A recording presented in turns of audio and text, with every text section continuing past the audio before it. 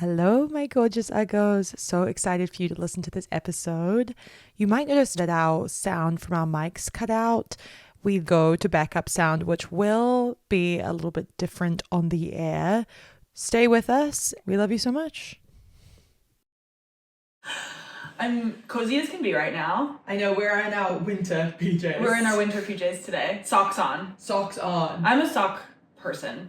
They're on at all times. I get claustrophobic in socks sometimes, and sometimes I love it. It depends on the day. I think it's because I was raised with this idea, this true fear of raw foot on raw ground. My grandmother really told me that if I walked around barefoot, my ovaries would freeze up and I would never be able to bear children. There was like a lot of panic about the ovaries as a child. Okay, between Bubba with the yoga book, the beautiful and thin Beautiful yoga book, and and these ovaries freezing, there was a lot of misinformation, I think, going on. There in this was. household. She also used to feed me spicy food because she read that it would like boost my metabolism. Well, Chris took himself out to dinner the other night to a whole Alone? Yes. Nice. I was on a friend date, went out to dinner with my friend Alice, and he was like, well, I think I'm just gonna kind of like take myself out just for a little night. Oh, so romantic. Yeah, he was like, it's just a little me time, you know? And I was like, totally. He went to Koreatown. He went and hit a few golf balls on one of those like high rise. Yeah, isn't that great? It's literally Top a date. golf. Top golf. Yeah, that is a date. It's a good date. It's a good date. Yeah. And then he took himself to dinner and he said to this old Korean man in this tiny hole in the wall joint, what is the like spiciest thing on the menu? And this guy was like, I don't think you can handle it. It's the spicy squid. And Chris was like, no, I can. And the guy was like, I've never seen a white person. And he was like, Why don't you watch? Yeah, well, yeah. You want to stay and watch me? Yeah. You just pull out his seat, daddy. He ordered the spicy squid. He took it down. And the Korean man goes, that is intended for a family of 4. Oh!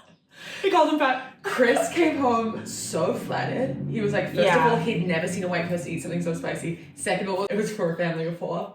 I did both. Oh my god. It was hell in that bedroom that night. Have you ever been woken up by a smell? I don't know if I have. You can be woken up by sound, you can be woken up by light. Yeah, and by smell sometimes. But smell? On special occasions. I just was like, no. I woke him up and was like, no, stop it. Oh my god. It was horrible. I had to open a window at like You 3 paid the a.m. ultimate price. Yes. You paid the price. I paid the price of his date. Oh. Which I mean is kind of like cheating when you think about it. Yeah. The consequences, lipstick on the collar. They bubbled up between you. As they always do. It's not a victimless crime to cheat. No. There's always Wow. someone getting fucked over, and it was me. Oh my god. Had an amazing night though myself that night because we were seated next to a gorgeous man, Alice and I, who ordered a steak and salad alone, sat there with his beautiful dog, and we were so intrigued because I was like, well, first of all, a meal with no carbs. Wow. Wow. Second of all, he got a carafe of Diet Coke. And I was like, oh my god, there's a lot happening. Yeah. And then we kind of struck up a conversation. He was a filmmaker, of course. Ooh. And then he messaged Alice and was like, I'd love to take you out for What? dinner. Can you believe? Oh my god. I know. That's spectacular. It was really sexy, like from start to finish. Did I sacrifice my own time with my friend to kind of put her up on a platter of like, this is like this hot, cool, Apple gorgeous in the girl mouth. you need to get to know? Yeah. Like I'm listening to her explain what she does for work to this man instead of just, connecting with her on a deeper level. Of course. Yeah. But working through some of the sort of inner emotional turmoil. Exactly. Yeah. It was worth it. Yeah. Yeah. Wow. You sacrificed a lot for the people that you love That night. this week. That night, this That week, fateful night. this year. I venture to say. Have you been sacrificing? I haven't. I haven't done a thing for a bitch in a year. No, you know what? I've been in a full celebratory mood. I've also been forced into rest because I have strep throat. Yeah. Right now, technically, I will be on antibiotics for a little while longer. And you're about to go to Spain. I'm about to go to So Spain. you have to be I'm top. I'm locked in. Yeah. And not drinking, obviously. Yeah. The drinking and the antibiotics is always a whole... You just you can't What do it. is it? It just disables it like a bomb? Yeah, and also like antibiotics already fuck with your stomach so much that like to add alcohol into the mix, it's just hell down there. Do you want to know something, horrible that I found out? Yeah. In the 24 hours after drinking, I may need to fact check the statistic. Your likelihood of suicidal ideation goes up 7 times or something. Oh my It's god. like 7. You add cocaine and it's 16 times. Wait, and then I found out 8 glasses of wine a week, which that's reasonable. 8 glasses of wine a week, think about it. 2 dinners. You had 2 on Thursday. Yeah. You had 3 on Friday night. And then you had 1. And you had 3 on Saturday. Yeah, Literally. Yeah. It's a 50% increase in chance of breast cancer. Yeah, the breast cancer stuff. I know. And this will really reveal my abject stupidity. I'm like, but the alcohol's not going to my kids. Oh, what do you mean? It's mother's milk. They love it. They told me. They said yum yum when they had that natural orange last week. That crisp Sauvignon Blanc from New Zealand. What do you mean, that green apple note? Is it gonna kill me one day? No, I have never read like a more acerbic kind of psycho comment section than on that video. Yeah. With so many women just up in arms being like, well, what about France? You want to explain to me why the entire nation of France is dying of breast cancer? I know. They have it all fallen off. They suck that shit from the teat. Yeah, from a young age. 6 years old, they're on the red. Yeah, They're on a rich Cabernet Sauvignon. Yeah, exactly. I know. So they're holes. Well, also, we forget what stress does. That it's inflammation to the body that causes like sort of all illness. Cancers, chronic, it's like inflammation in your body. And stress causes major inflammation to your body. Yep. So that's really what we've got ahead of France there. No, loneliness and stress is the worst of them all. Wine, arguably, always with a friend. Building community. Yeah. And unwinding after a long, hard day. Yeah. So, you really... It's true. It balances out. It's like smoking a cigarette while in a SoulCycle class. You're going to be just fine. No, You're offsetting it. I did say this to a friend and he was like, but are they accounting for like how much broccoli you eat? And I was like, wait, is that the dumbest counter argument or the smartest? Or, like, I don't... Can't tell. I kind of don't know. I don't know. For any doctors listening, I'm sorry, first and foremost. Yeah. You tell me. But I don't know. Honestly, I think you just take what serves you and you leave the rest. I think so. I'm incredible at forgetting. I forget entire seasons of television. Me and Steven have been like rewatching shows and he's like, oh my god, yes, and then you remember. And I was like, no way. He's like, how is that possible? Like, I sat with you and we watched this together. I have no memory of it. What is it?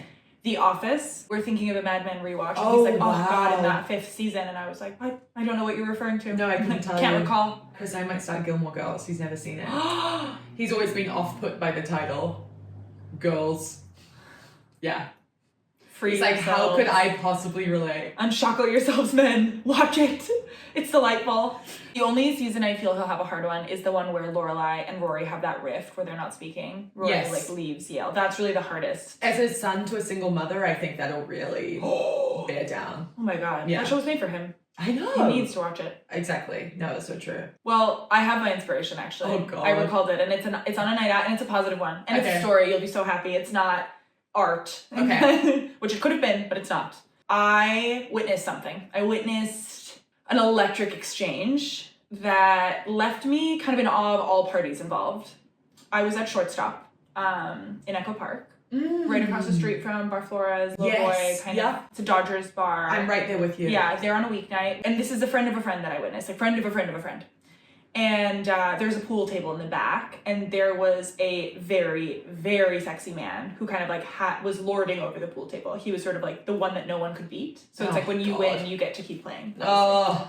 Salt and pepper, kind of like beard, Dickies rolled up, like good style, like really good t-shirt, kind of like rolled up. I feel like I know who he is. His name is Paul. Yeah, it had to be. Like kind of sinewy and beautiful hands, like very veiny, gorgeous hands with some rings on them, like very cool, older guy.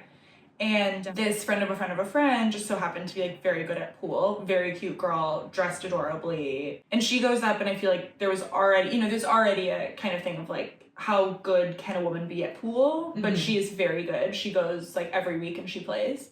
So they have like an amazing game of pool. We're all watching on the sidelines as they play. He is like impressed with her. They're trading the pool cue back and forth. There's only one, of course.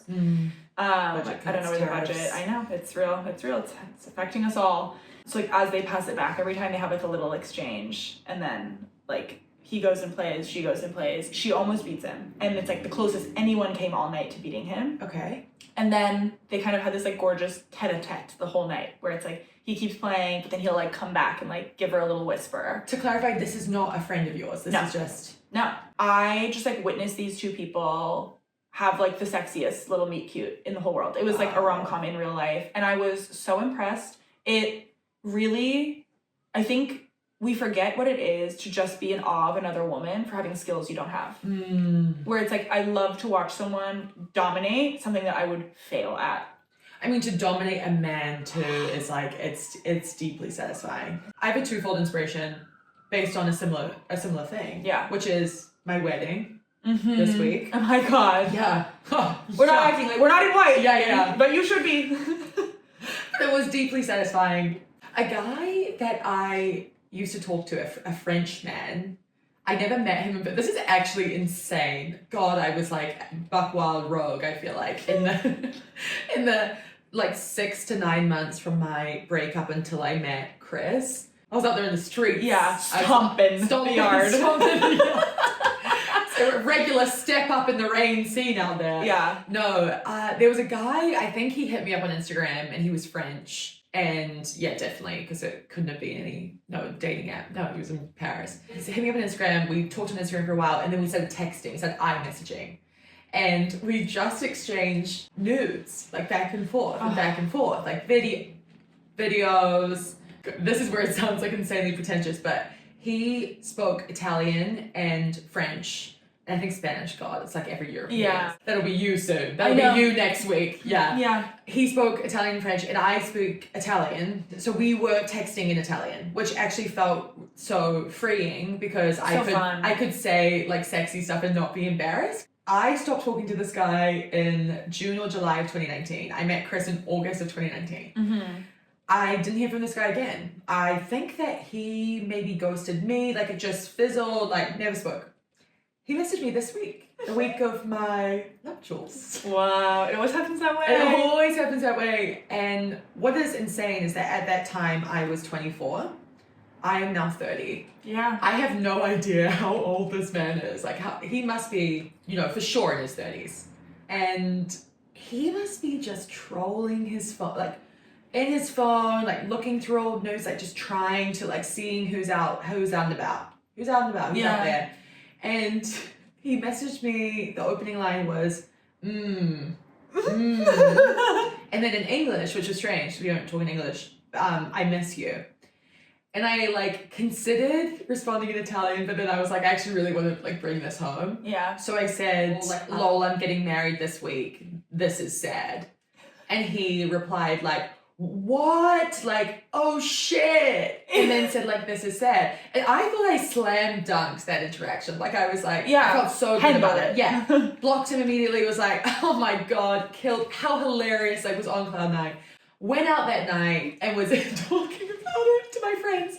And they were like, you said I'm getting married this week. This is so sad. Like this. Like if only you had reached out a couple weeks ago. Yeah. That's what you told him. That's why he responded so sad. He wasn't being like, yeah, I am a sad man living a sad little life when he responded so sad.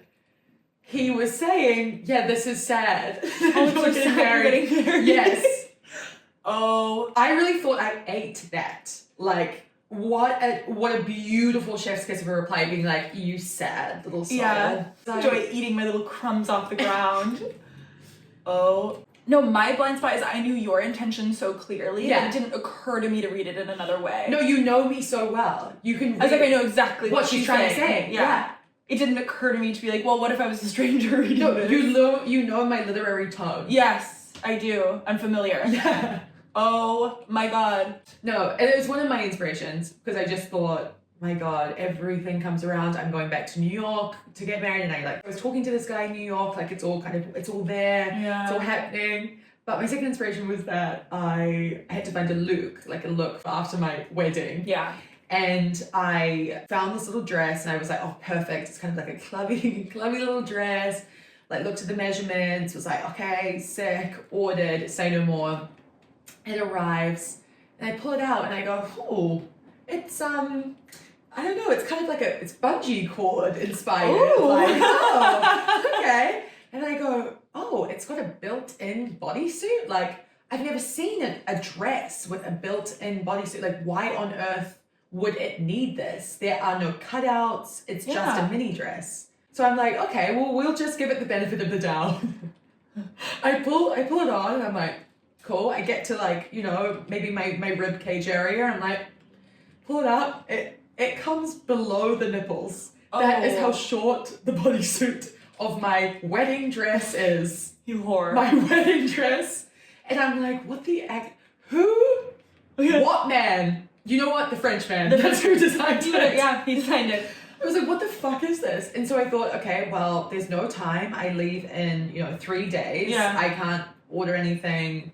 I could hit the flea markets, but, I don't want to, we're in a recession. Like, I hate to say it, it's tariff city. So I pulled together the various white things I had and I sent it to my mum and she said, perfect. Wow. And that's my second inspiration. That I went shopping in my own, and that's tariff culture. It can be done. Tariff bride. You were Brat bride. I was a Brat bride. Tariff bride.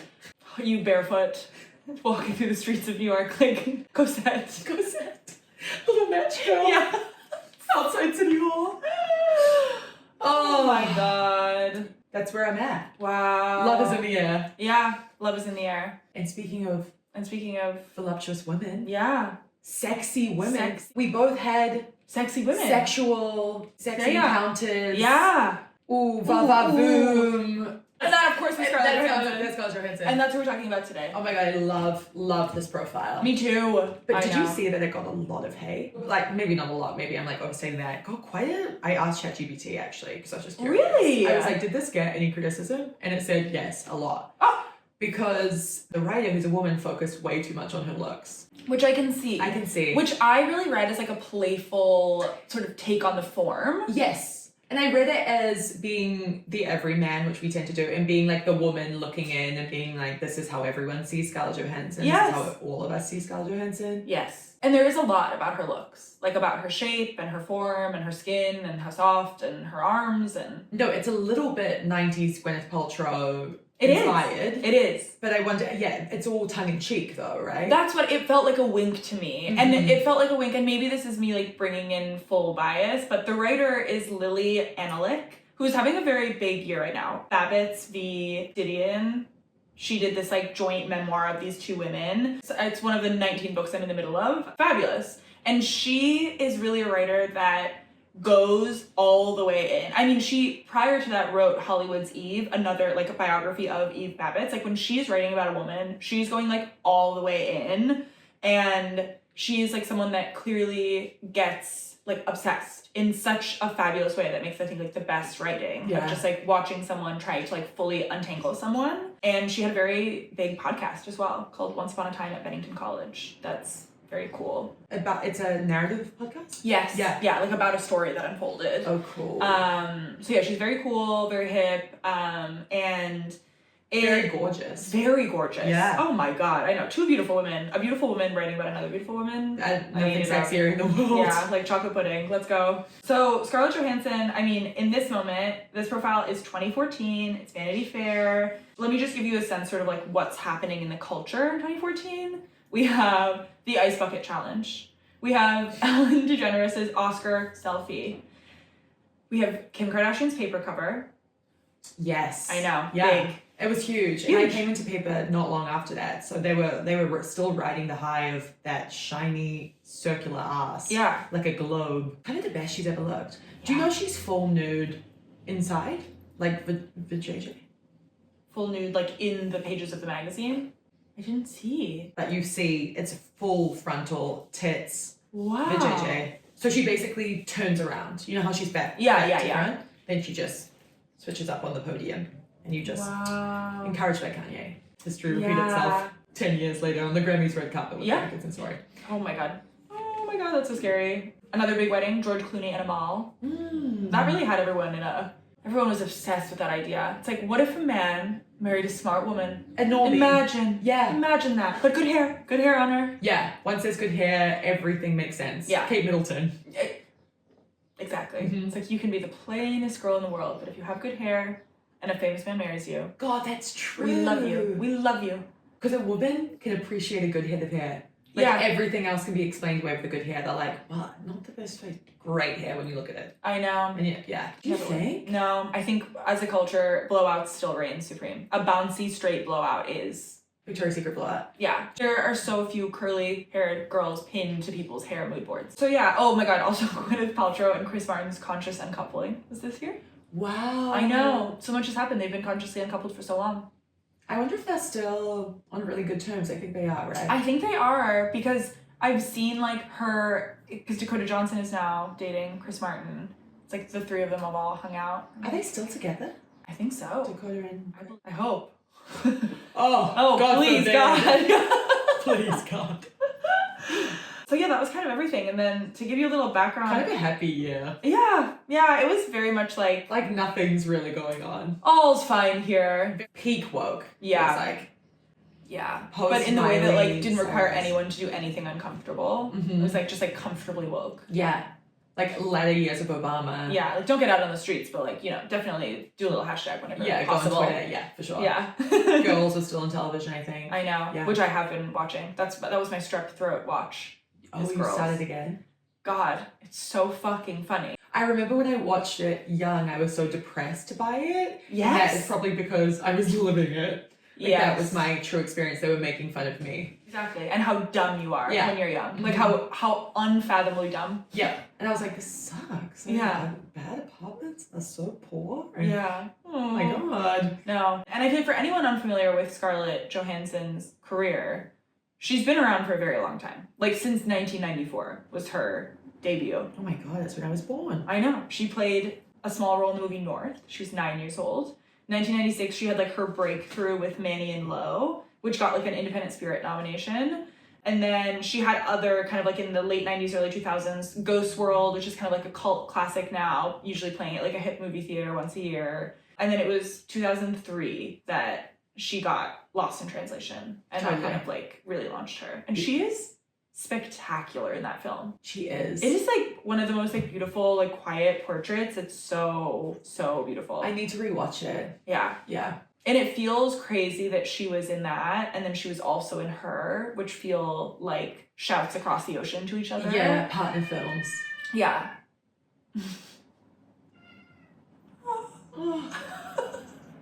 So sad. So much personality Yeah. for like a tiny furry animal. I know. They really all bring something to the table. A little teddy bear that just like walk around Yeah, the room yeah. and scream. Just shouting. But with that, I feel like we should just dive in. Yeah, also, I mean, she looks so beautiful on this cover. Crazy. A lot of people called her Miss Piggy. And now I've seen it, I can't unsee it. Oh my god. I know! We just don't have an imagination. I mean, it's how we see faces in sockets. Yes. We're like, that's a smiling face. It's like, you fucking idiot. Your little human brain can't help but make little connections like this. Sloth! Yeah. I'm just like, oh, he's smiling at me. Pointing to like a crack on the sidewalk. We're all insane. Raving around. This piggy's insane. No. No. This is when she still had her boob job. R.I.P. She got rid of it? Mm-hmm. What? I know. God damn it. Yeah, god damn it. Her boobs look amazing. We can never have Her good boobs look things. amazing. I know. Oh my god, they do. I can't stop looking at them. I know, that's spilling out. Yeah. Oh, it's so special. Another study in Scarlett. Despite her screen goddess superpowers, that voice, her in parentheses, those eyes under the skin, the action-ready body, Captain America, the Winter Soldier, Scarlett Johansson can also play real. Talking to Lily Analyk about her recent endorsement controversy, her foxy French fiance, and her next big adventure. Juicy. Scarlett Johansson was my first. Not that I was a virgin, I'd interviewed big shot people before. Never a movie star though. Still, I knew how to behave in front of one. The basics at least. Just be cool. It breaks the fourth wall. Yeah, like Yeah. I will do like, I don't know, she looked at me And everything changed, where it's like, oh, she's already here and she's already participating and we are already having an interaction. That's what I'm writing about. This is literally, hey, this is my experience. Here's my background, like here's what this means to me. Yeah, for sure. Yeah, which does do the everyman thing of like, look, I'm just here basking in their light like you are. Yeah, I mean, vicariously, imagine, you're walking into her suite in New York and you are interviewing the biggest star in the world. Yeah, exactly. So she enters that said suite at the New York Palace Hotel, and it's for the last hour of the shoot. There's a million people there, wardrobe, makeup, photography, magazine people, PR people, assistants to assistants, and like everyone is, moving wildly in all directions. And at the center of the storm is Scarlett. There she stood, a hand on one slim, out-thrust hip, in the middle of a room that was mostly window. She wore open-toed gold mules and an off-the-shoulder gown of pleated pink silk and a boobalicious cut. I've never seen boobalicious in print. Me neither. Exciting. Boobalicious. Boobalicious. It feels like of this time. Yeah. Something Lana Turner might have chosen, or Marilyn Monroe. Her face, pouty-lipped and sultry-eyed, skin and hair as luminously white as the pearls dripping from her ears and wrists and fingers. In front of her, a man with a camera was on his knees, fixing her in his lens, snapping away insatiably. On either side of her and behind her, the buildings of Midtown surged up out of the ground into the heavens in ecstatic, phallic salute. As they should have. She looked ravishing, radiant, sublime, good enough to eat. This is crazy writing. Yeah. I mean, it's so literary. Like, it's literally like reading fiction. Yeah. It's great. The Great Gatsby. Into the heavens in ecstatic, phallic salute. Yeah. No, it is. It's something out of the 20s. It is. It feels self-aware because then she talks about like the starlets of that time and how like Scarlett's body, is reminiscent of like stardom in the way that it was in like old Hollywood, of like old movie stars. It feels all kind of related. Yeah, I mean, it's interesting here. She says, what I discovered happens when you're around a movie goddess is that you become a man, even if you're not one. You gawk, you gape, you leer. But then you're only doing what you're supposed to do and what she intends you to do. She's seducing the camera and thus by extension you. You can't resist it, and she knows it without ever acknowledging that she knows it. Yeah, this sounds more like she's speaking from experience, this writer. This sounds like the experience of like a beautiful woman. She's like, I am aware I have this effect, but it's too awkward and uncomfortable to really say the quiet part out loud. And well, also I feel, and maybe relating back to my inspiration, I didn't even realize at the time, but it's like, there is something so crazy about when you are like gawking at another woman. And like it borders on kind of insane sometimes, but we also feel we have a right to it as women, where it's like, at the point that a man would like maybe look away, it's like we are kind of like, I'm sat and I'm watching. For sure. And I'm awed by you. No matter how beautiful I am, no matter how beautiful the world treats me, like I see what you're doing. You've here. Captured my attention. Yeah. No, it does feel like we have like a free pass to objectify. Yeah. When it's like we don't really. We shouldn't. Really. I know. And like there are so many, the like social media, like I'm no better than a man. Yes. Where it's like that is like 100 of those comments on a video of like a beautiful woman just like with bouncing a huge around ass. With a huge ass. Like it's like and we're not. No, I mean this is all I'm no better than a man. But it is, I really just think, I don't know, and she's obviously like an incredible observer. She's like an astute observer, but it does feel like this is someone who knows this experience inside and out and is speaking to and is putting it on the page right here. Yeah, she goes on to say, time's passed since the shoot. They like go into another suite. They're about to have their interview. She says, but my sexual identity crisis has not. I still feel male and sleazy, though male and sleazy in a different way. Less like a lurking, peeping El Creepo from a James Ellroy novel, more like one of those sad-eyed old ruse that Marcello Mastroianni used to play in movies that made Europe seem decadent and soul-sick and fun to visit. And why shouldn't I feel like Marcello Mastroianni-esque in a fancy hotel room, a bottle of wine chilling in an ice bucket, waiting for a lovely girl to arrive, hoping to get her to do something she'll regret when she does. Not sex stuff, obviously, but I am hoping she'll commit an indiscretion. Tell me something she shouldn't, something personal, something juicy, something that will make for primo copy. Your whole thing is breaking the fourth wall. It is! Primo in print, also. Sick. Hang 10. Yeah, it is. Yeah, this is really funny. To say that you're waiting for a star to kind of bury themselves is also, I mean, very revealing. And refreshing. Refreshing. There's something about it where it's like, that is obviously what everyone is doing. It feels like the difference of like being nice and playing nice. It's like most people will never admit that they're hoping that they say something heinous, that they reveal something they didn't mean to about their relationship. But like, we all are. Like, there is a predatory aspect. I know. I wonder how old Lily was here, because the older I get, the less comfortable I get with the transaction. I know. And the more panic I feel of like, oh my God, if you say something and I have to use it, then the ethical dilemma falls on me. I think some people have no problem burying folks. I actually don't feel a big hierarchy socially between me and these people. This sounds like this insane thing to say, but I feel like you feel similarly. When you sit with anyone, I truly believe this, knowing you feel like equals. Like, you feel like we're two souls just sitting here. We're two human beings. Yeah. I feel like when people feel that real stratified, I'm the journalist and you are the celebrity and these are our established roles, I do this, that's when you can be totally comfortable with like, yeah, tell me you fucked Quentin Tarantino and I can put it in print and feel absolutely fine about it. But when you feel like, hey, I'm sitting with another human, I'm sitting with a friend, which we so often do, or I just have a default of feeling that way, I get really freaked out. I think that is exactly it. It's like when you aren't able to dehumanize someone by putting them on a pedestal, which is a form of dehumanization, lest we forget. Of course, that's the perfect way to articulate it, the way you just said it. And that's, I think, what offers that separation. I'm never able to do that when I'm sitting with them, when I'm even on the Zoom with them. I cannot dehumanize them. No. Suddenly, it's been broken. You're talking to me now. Yes. So sorry.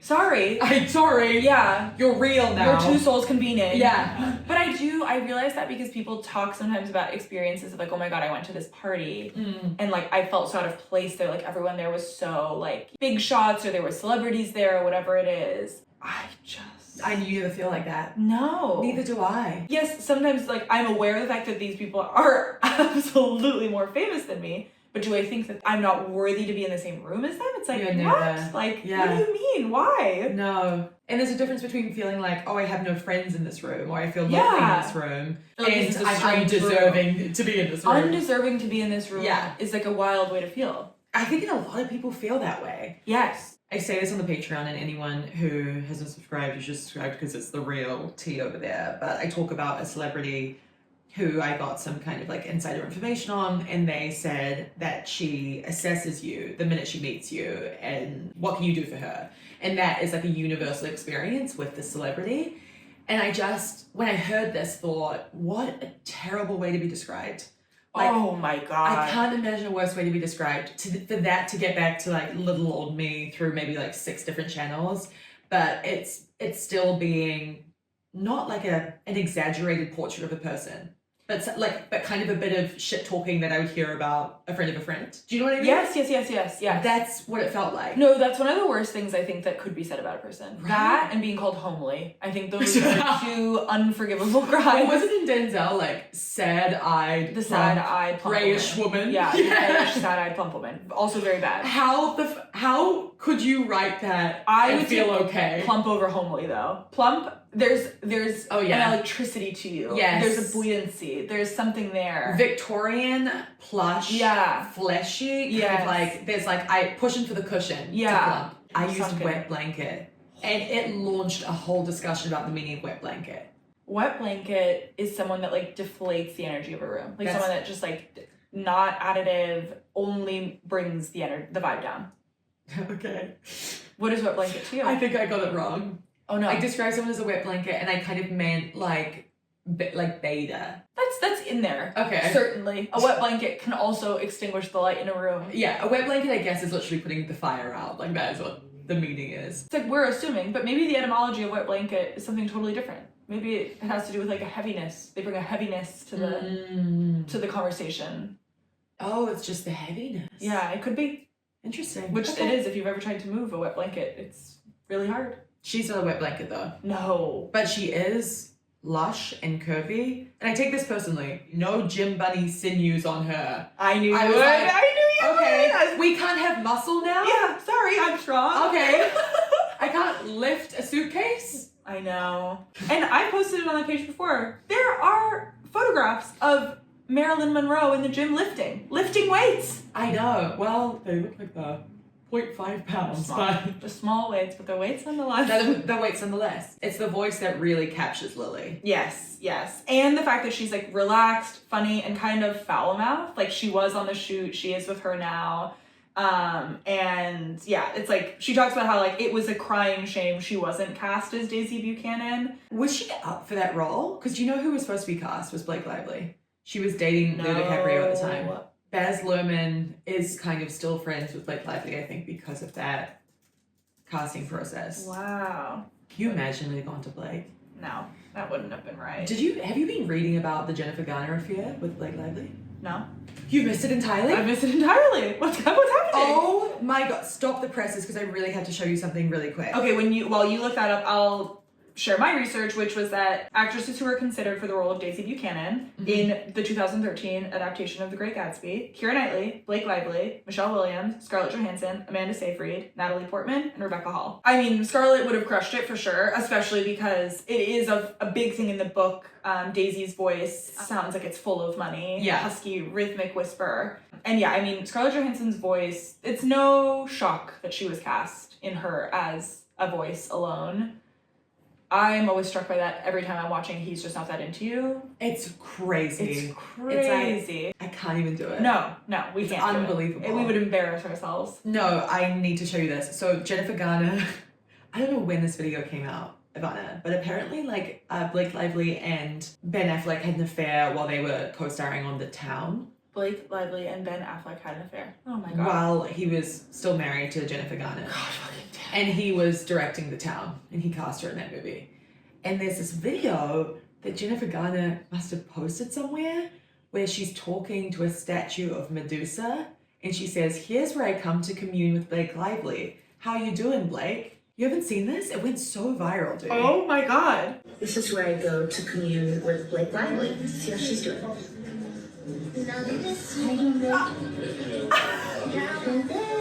There's also like layers to analyze there because of like Blake. Her hair is kind of the big thing about her. Oh yeah. The hair care brand, like the wild hair, the Medusa of it all. Like, it's like the good hair couldn't save her in the end.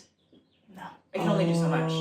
It carried her for a long time. It did. It really did. I mean, my God, I've pitched whole essays about it. I have an essay untouched about Blake Lively's extensions in Sisterhood of the Traveling Pants. Like changing my idea of what it is to be a woman. I used to have a photo of her in that movie just on my desktop. Yeah. To remind myself not to cut my hair. I bought myself Mane and Tail, the horse shampoo, because I had like read. I did the same. Yeah.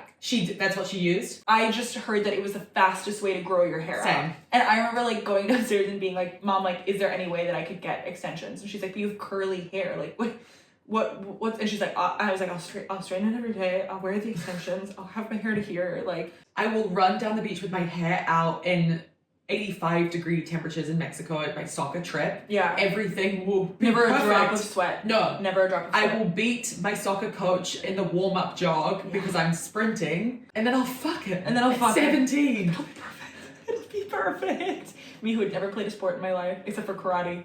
Famously not a team sport, not something that you'd ever interact with. My teacher was 85 years old. Designed my sensei, to I'm hurt sorry. people. I had to take an oath that I wouldn't use it in the wild. Really? That's the karate oath? Yeah, it's like your body is a weapon. You have to take an oath to be careful as if you were carrying a weapon, like a gun or a knife. When I'm sat next to you like this, Your body's a weapon. my You body can is a spring weapon at any and I time. could spring at any time. And I choose not to use it on you. I choose not to use it on Chris. I choose not to use it on Steven. I did feel kind of fearful when you said that. A new feeling between us. Yeah. I've never felt like physically threatened by you, but now I do. Yeah, and what's crazy is like, strength is a piece of it, but really it's like it's technique. It's like it's knowing the soft spots of the body and knowing really how to use them to your advantage. I won't. Soft, curvy Scarlett could Yeah, never. could never. And Sinewy won't. gym buddies only. To the front, please. Oh my god. But we're back to her. Now, again, it's kind of like she's also like shed the photo shoot glam. Yeah. And she's arrived to Lily, hair scraped back into a ponytail, skin unmakeuped, in clothes that are the opposite of hubba hubba, loose black pants and top, eyeglasses with dark frames. Don't get me wrong, she's still beautiful, a total knockout, but beautiful in the manner of a beautiful grad student, as someone who happens to be beautiful, but has her mind on other things, rather than in the manner of a beautiful Hollywood starlet, of someone who is dressed to the nine, glams to the max, is hot, hot, hot, and in your face about it. What an incredible compliment. Yeah. Happens to be beautiful but has their mind on other things. Well, they wouldn't kill. I know. It's so real. And this is also why I think Lily is in on the joke. It's like the hot, hot, hot, the hubba, hubba. It's like, this is like to also appear in the same paragraph. I can't imagine that it's like accidental. This next line is so fucking funny. But Scarlett politely yet firmly declines a glass of wine, which flusters me a bit. Because for sure she has a glass of wine and now she's drinking alone. Breast cancer. No, stop. I actually have to cut that out. I feel like that's bad juju. That is bad. Just touch wood. Yeah. They're making small talk. She says, is it weird when perfect strangers address you by your first name? And she was like, no, I feel like an asshole for being taken aback. I don't know if you've seen her current quotes. This is super recent, but she doesn't take photos with fans ever. Yeah. Because she doesn't like to be perceived. Yeah, I know. Outside of working environments. Yeah. She's like, I don't want to be in the same space and time with you.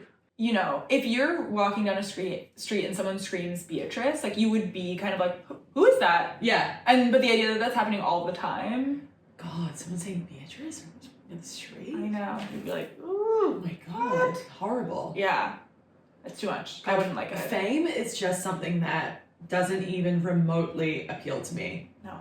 It sounds so scary. No, there's got to be a particular level. There's got to be a sweet spot level. I'm going to try and think of a name that fits in there. Where you can get into any restaurant, but not a soul on these streets know you. Well, you know who was talking about that actually in sort of the aftermath of the White Lotus press tour is Carrie Coon. Very much in the in crowd. Yeah. Like, married to a very famous man also. Like, both famous, both very well respected, has been in big things, is like on the Gilded Age in a big way. But she's like, nobody's ever recognized me in a grocery store. I wonder if that's still the case. I know. Because that was her promoting the new show. Yeah. But now the White Lotus is big. everywhere. And Big. she was a prevailing star. I mean, that I agree. She was my favorite of the three. She was, I mean, of the three white women. Yeah.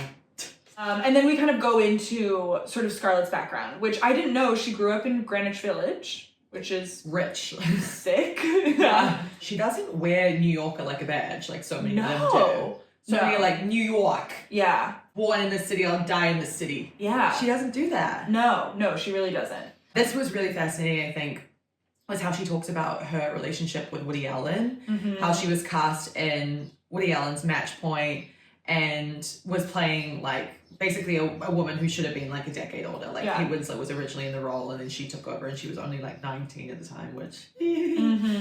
And then she was cast in Scoot and then she was cast in Vicky Cristina Barcelona. And Lily is saying here that she was kind of like let down by Woody. Like Woody was always using her as a leading lady, but not using her particularly well. Yeah. Like she was overshadowed by Penelope Cruz as Maria Elena in Vicky Cristina Barcelona, which is actually one of my favorite movies, I gotta say. I need to rewatch that. I haven't seen it since I was like a child. Talk about sexy men and women being sexy. Yeah. Just God. In Spain. Oh my God, I have to watch it before you go to Spain. That's like how I watched all of American Horror Story Coven before we went to New Orleans. You have to watch it. I think it's so fascinating what Lily also does here, where she kind of like calls out the thing that I think most people try to bury of like, how do you explain away weird years? Or like someone wasn't working or they were in a string of like really bad movies or like, you know, Jennifer Lawrence kind of like disappearing after being so in the public eye. So she talks about this period of time between 2005 and 2009. She was in a bunch of movies that like weren't anything to speak of. The Island, The Spirit, The Black Dahlia. Is that any one of you out there's favorite movies? Yeah. I would guess no. I've never heard of The Spirit. No, I've never heard of The Spirit myself. She recorded some albums. Like she did all the stuff that like stars do. She married Ryan Reynolds. Yeah, which I think says it all. Like that's the guy you marry who was, I mean, how would you describe him? Like B+ list? Yeah, like known kind of for just like early kind of like raunchy little rom-coms kind of. But I have heard her talk about their marriage and say how hard it was for her to be doing better than the man she was with. Yeah, yep. They were engaged in 2008, married in 2008 as well, and divorced by 2010, like filed for divorce, and their divorce was finalized in 2011. He marries Blake Lively in A Plantation in 2012. So if anyone can put those dates together. Yeah. When was the Green Lantern? 2010? Yeah, shot in 2010. Yeah. And they created a joint company which just came out in Delaware called Van Zandt, Vancouver and Tarzana, both of like in Ryan's hometowns in 2010. Would you do that if you were just co-stars on a movie or colleagues? Yeah. Just colleagues. Colleagues. Yeah. Yeah. So I think one can assume that they were having a full-blown affair. I mean, allegedly. One can assume allegedly. Flashing. Yeah. I mean, it seems to be the track record, according to Jennifer Garner and her Medusa video. Yeah, so true. We have to look at the text. How you doing, Blake? Yeah. And she sort of mentioned here in that Scarlett's role as Black Widow was this kind of like huge thing that happened after the failures of Catwoman and Elektra. Elektra, a movie that I loved and deeply admired. But her return, which is so interesting, I feel like you don't see this happening very often, was in the theater. Scarlett was cast in Arthur Miller's A View from the Bridge, and like it was after this kind of weird period of time. It was 2009, and it is known, I feel like, in the theater world of like, God damn it, when they cast like an A-list star or a B-list star, and they've never done theater before, and you're just like watching them fail or like just like be famous on a stage. Me with tickets to see Sarah Hyland as Daisy in The Great Gatsby on Broadway. Perfect. Put the guns on it. Yeah. You holster those pistols. I'm really excited. Yeah, that's they gonna were be the cheapest amazing. tickets in town. My friend just went to see Sunset Boulevard. Oh, I see. How much were those? I don't know. Yeah. I'll ask. So I'm excited for that. Yeah, but yeah, of I can course. imagine the frustration of having another A-list Hollywood actor be like, I think I might try and do it. I think I might try and Step into pull it these off. character shoes. Yeah. But she killed it. She absolutely killed it. The reviews, and I read some of them, was like an inspiration of our time. Like, melted into the role. She got a Tony for it. Yeah. And people were just like moved. And this is like our first quote from her. She says, I was uninspired by my job from a period of time. I didn't really understand what the purpose of it was, other than to stay relevant, which is so not what it's about. But doing the play, I realized I could still own my own performance, that it was mine to present however I wanted to. I feel like this is the truest creative experience. Everyone goes through this. Of just like, this has got so far away from the point. Yeah. Like, I feel like I'm just doing this to do it. I have to fall back in love with the actual thing. And really the lie of strike while the iron's hot. It's like, if things are going well, keep doing things. Yes. Regardless of what those things are. Yeah. I fall into that trap all the time. Oh, me too. The momentum component, I'm like, oh my god, the momentum. Like, if we don't continue the momentum, and we'll get into this later in this episode. Of course. But I am so fearful that everything goes away. It is the greatest lie of our time. That like momentum leads to greatness. It's like momentum is just momentum. It's like kinetic energy. It is like, if you're not doing things that you're proud of or that you care about or that excite you, then the momentum will eventually die down, and what are you left with? And people can hear when you're getting drained. Like, people can feel it. Yes. Like, it's like, and audiences can feel it. If she is just taking, I don't know, yet another Woody Allen movie because she's like, I've got to keep my name in those starry lights. Yeah. People are like, I'm fucking sick of Scarlett Johansson. Kind of the smartest thing she could have done at this point. Really smart. These days, there's a sense of restlessness, of urgency, of compulsion even about how she's conducting her career. A veritable storm of roles and projects and work. So many, so much it's hard to keep track of. The entertainment industry at its basest, truest level is a flesh trade. And flesh only stays sweet and young so long. Competition among actresses is ferocious and unrelenting. And at 29, she might well be the height of her desirability and power. You can feel her need to hurry, pack it all in, get it while the getting's good. I've chills. That is a really tough read. Yeah. Because it's a read. Yes. It's being fucking read to fill. A flesh trade. For someone that now has a skincare brand 10 years later. Yeah. Oh, I've heard that. Her skincare brand. I love it. Oh my god. Oh, I'm so glad for that. Lovely PR ladies who sent it to me. I love it so much. I have to try it. For Black Widow specifically, she kind of like gave it all. Yeah, she like, went walked after in with red hair. For the audition. Yeah. That's fucking crazy. It is. To be known as a bombshell blonde and to show up and be like, hi. I want the role. Yeah. I'm serious. Can you see what I did? And Lily kind of astutely points out here that the Black Widow could have so easily been a bimbo role, like a sex kitten in a cat suit, but Scarlett manages to make it more than that. She's sly and sexy and tough and mysterious. She's like, Black Widow is a steady gig and a hefty paycheck. No small thing as it's getting harder and harder to make money making movies. And megastar ingenues, after all, have to eat too. Oh God! my God! Oh my She God. hasn't let up for a goddamn second. I know. Put down the knife and fork. No, really, truly. Then she was in Joseph Gordon-Levitt's Don John. Yeah, okay. Which was crazy. Yeah, Don John, I loved the idea. Like, great performances. I don't know why it didn't work. It didn't work. Yeah. It was too much. What was wrong? I think it wasn't clear that it was supposed to be like a comment on like toxic masculinity. It just seemed like toxic masculinity on the screen. I also think it was bizarre that he ended up fucking Julianne Moore, who was kind of playing the role of like therapist. Yeah. Oh my God. It was all very strange. So strange. So strange. But I really loved the idea. Me like, too. I remember being excited to watch it. Same. I like petitioned, I think I saw it in theaters. Yeah, so did I. I think the trailer was also one, you know, when you just get hooked by such a good trailer, and usually It was a a bad good one. movie. Yeah. It was like, I love my porn, Yeah. I love my church, I love my mom, I love my porn. Like, it was that. Whoa. Yeah. It was powerful and like a good song. Oh, Like, yeah. with a beat.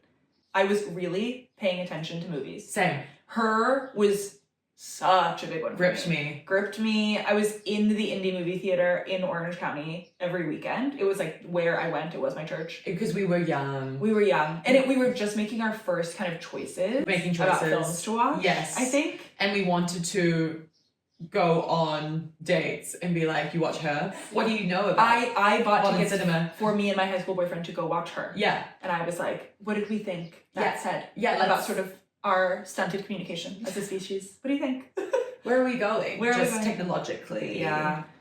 Ex Machina. I know. Same era. Yeah. Ex Machina I had nightmares about for like actually weeks. I can understand. It's a much darker movie than we give it credit for. Also, just for anyone with a minutia of claustrophobia, Yeah. the ending, being stuck. Yeah. Get me out. Oh, yeah. Yeah. That's scary. That is scary. And Scarlett killed her. Dude, who wrote her? Was it Spike Jones? Yeah. Spike Jones and Sofia Coppola were together. And Lost in Translation was like an early movie about their relationship and her feeling almost like this like kept woman, like, you know, not finding her place in Spike Jones and Sofia Coppola dated? Yeah, they were married. Wait, no. And then Her is his divorce movie, and he's talked about how it was almost like his response to Lost in Translation. How do I not know that? Divorced in 2003, And she Her, felt- 2003. It was Lost in Translation was 2003. And she felt too young and like not good enough. And Yeah, his film 10 years later, Her, was sort of like a reflection on their relationship and the aftermath and like the, you know, just like what happened between them. Wow. Isn't that it's really stunning. Art can be a way to communicate with each other. Yeah. Lily brings something here where she talks about sort of like the choice that Scarlett made. Samantha, which is like the OS one, that sort of like she's just like a voice in a room. The that this Siri. man- yeah, the Siri that this man falls in love with, played by Joaquin Phoenix. It could have been like just like a sexy, husky, like hot lady, but she plays it as like really like earnest and like unfemme fatale-ish. How far away are we to 10, 11 years on? I know. And that is, I mean, people have full virtual boyfriends. No, Like, I mean, I'm hearing Steven scream in the other room. Hey Siri! Hey Siri! yeah. What's the temperature outside? And I'm like, I'm right here. You can ask me. You can ask me. Your wife Yeah. who loves you. Who loves you and was just outside.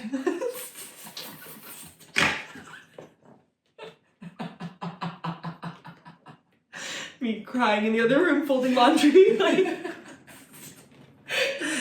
invisible, the invisible woman. While he talks to a little fire alarm. And he uses Siri a lot. I never use her. I'm never talking to her. Whoa, did you see the viral stuff about Siri recently? No. Oh, no, it was Alexa. It was Alexa, sorry. I just got so lightheaded. Oh my- Thinking about all this. No, it was Alexa. Oh my god. Yeah. Have you seen the viral TikTok of asking Alexa who current celebrities are? No. And she says Donald Trump, Elon Musk, and JD Vance.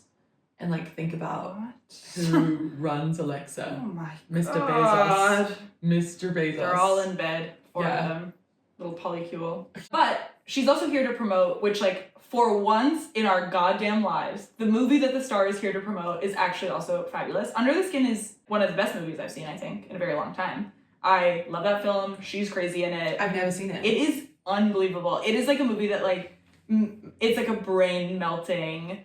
Okay, under the skin. I'm writing it. Lily writes, she does most of her acting with her eyes, with her body too. There's quite a bit of nudity in the film, and nudity in circumstances that are less than glamorous. It's an astonishing performance without fear or vanity, maybe the best of her career. She's also trying to get Truman Capote's novella Summer Crossing off the ground. Did that ever get made? No. I looked it up and it's like still on IMDb as like the rights are with Scarlett Johansson. No way. 10 years later, I know. Poor thing. These things move at a glacial pace. I mean, really when you see anything that's made, it's like miraculous. It's like, oh wow, someone had this idea 9 years ago. Literally.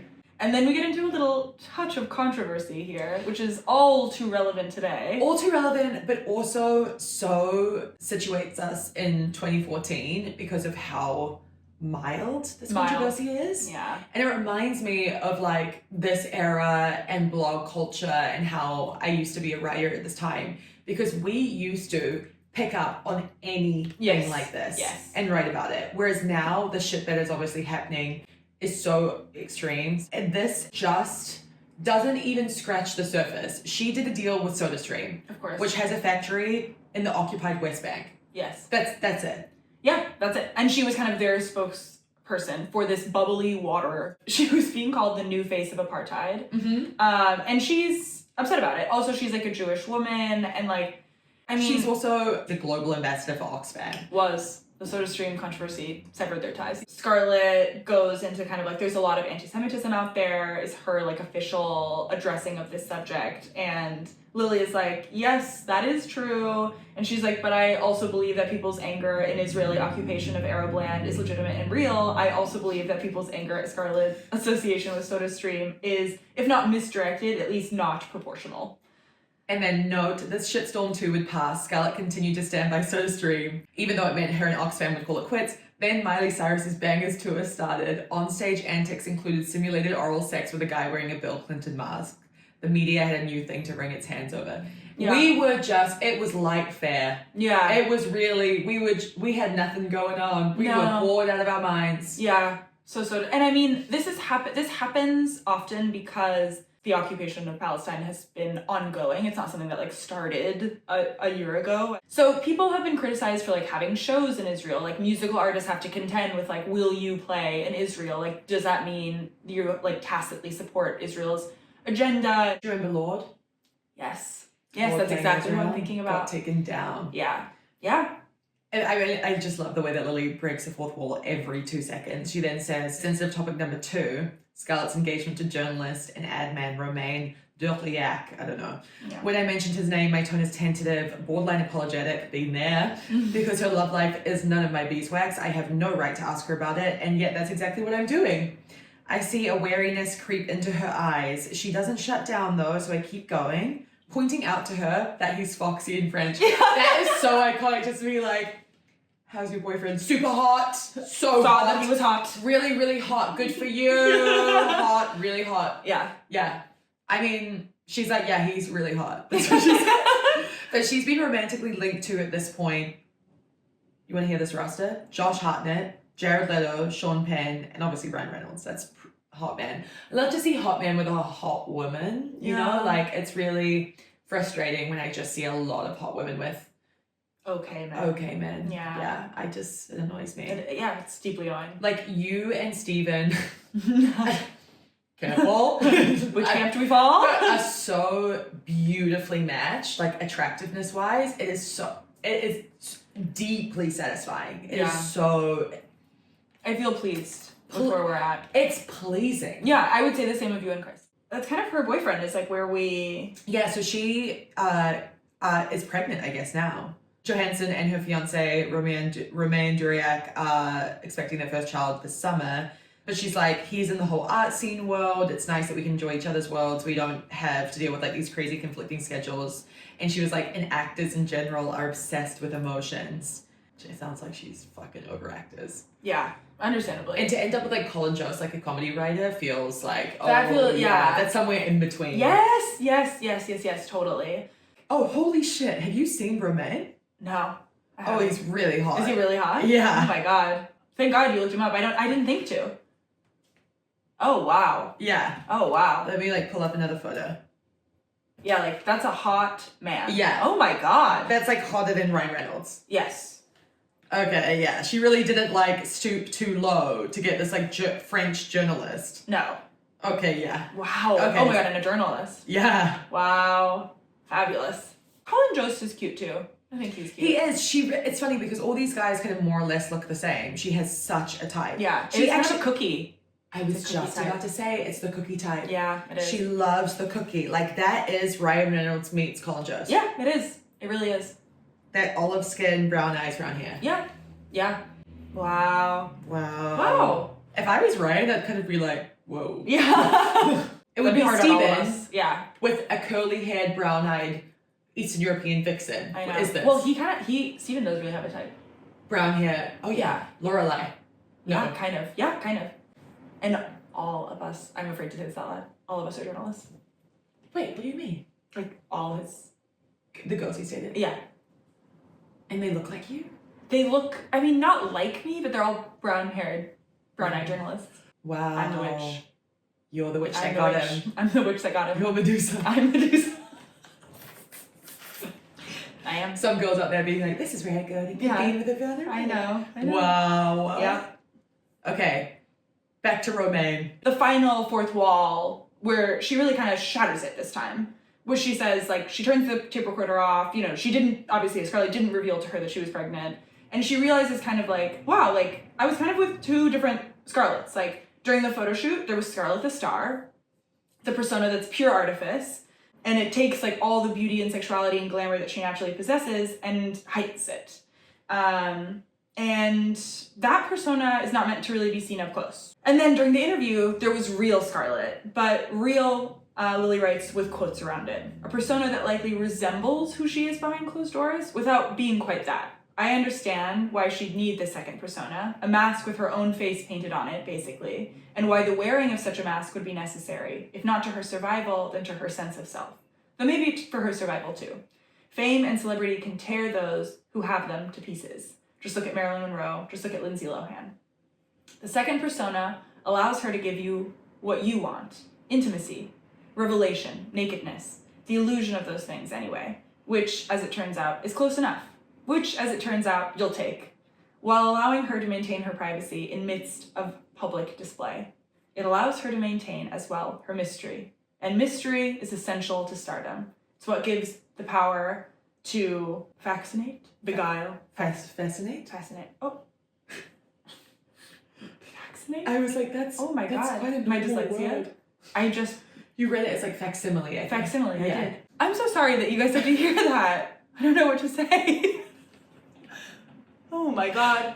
And that's how I know I'm at the end of the profile. No, literally. Fascinate? To fascinate, beguile, captivate, haunt. Yeah. And that is so true. No, I mean, this is one of the most beautifully constructed paragraphs that I think we've ever read. It is really stunning writing. And again, just true. Like everything that Lily has said has just been so true. So true. And it's not even that it's new. Like Yeah. I think that no observations have been fresh and like, whoa, she's really saying something I've never heard before. Yeah. But it's just, yeah, you're Yep. right. I guess some blonde woman comes to the hotel room, knocks on the door, and is like, your time with Scarlett is up, and they leave the hotel suite together. They talk and laugh as they ride the elevator down to the lobby, and she's like, I can tell Scarlett's tired. Lily's sure that Scarlett's eager to be alone. Unwind. Take off the mask. It's cold when we step outside, and we shake hands quickly, Lily writes. I wait to see which direction she's headed in, and then go the opposite. Beautiful sentence. Beautiful sentence. And I've done that so many times. Oh my god, yeah. I've been like, and my train is in the same way, but I'm gonna just, But I'm just gonna turn this I'm corner. gonna pop over here. Yeah, I'm gonna turn this corner. It would be more normal for me Yeah. to go over here. Yeah, Just we stand. cannot walk in Yeah. the same direction and We've cross said the street. goodbye. We've said goodbye. Yeah. God, that was so good. Yeah. It was really, That was really tasty. so good. Scrumptious. I gotta say, this is someone you didn't ask me, but I'm volunteering the information. That is someone I would die to interview. Me too. I really yeah. love her. I love And her. she, to me, is the Brad Pitt type of like, everyone wants to be her, everyone wants to be with her, and I'm completely fine with that.